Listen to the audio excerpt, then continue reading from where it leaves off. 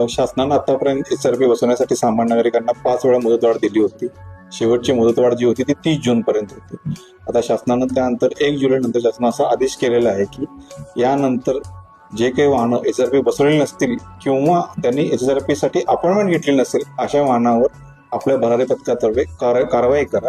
तसेच जी वाहनधारक आपल्या कार्यालयात त्यांचे वाहन विकायचे असेल किंवा त्यांचं लोन उतरायचं असेल अशा कुठे सेकंड ट्रान्झॅक्शन ते येत असतील पण त्यांनी SRP बसवलेली नसेल किंवा अपॉइंटमेंट घेतली नसेल अशा वाहनांचं कोणतेही काम केलं जाणार नाही. 1 एप्रिल 2019 पूर्वी साधारणतः सोलापूरमध्ये 9,32,000 वाहन आहेत आणि त्यापैकी जवळपास कालपर्यंत 2,70,000 वाहनांनी SRP बसवून घेतलेले आहे. त्या व्यतिरिक्त काही वाहनांनी अपॉइंटमेंट सुद्धा घेतलेले आहे. पुढे माननीय परिवहन आयुक्त कार्यालयाने आदेश आम्हाला दिलेले आहे, त्यामुळे आमचे अधिकारी जे असतील त्याची कारवाई करतील.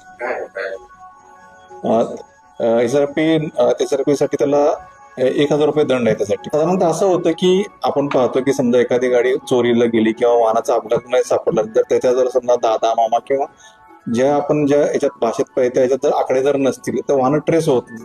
वाहनाचा मालक जर ट्रेस करायचा असेल किंवा जो आपल्याला संख्येत जर कळवायचं असेल शोधायचं असेल मालक शोधायचं त्या गोष्टी आपल्याला सापडत नाहीत. त्यामुळे शासनाचं असं म्हणणं आहे की नंबर प्लेट अशी असली पाहिजे की व्हिजिबल सगळ्यांना इझिली ओळखता आली पाहिजे आणि त्या मालकापर्यंत आपल्याला पोहोचता आलं पाहिजे, त्याला वेळेत मदत करता आली पाहिजे. हा शासनाच्या पाठीमागचा उद्देश आहे. या माध्यमातून मी महानगरांना हे आवाहन करत होतो की आतापर्यंत शासनाने आपल्याला 5 वेळा मुदतवाढ दिली, आपण सुद्धा ते SRP बसवून घ्यावी जेणेकरून आपल्याला अशा काही अडचणी आल्या तर त्यावेळेस शासन किंवा रस्त्यावरील नागरिक असतील आपल्याला सहज मदत करू शकतील. त्यावेळेस कोणतीही अडचण येणार नाही.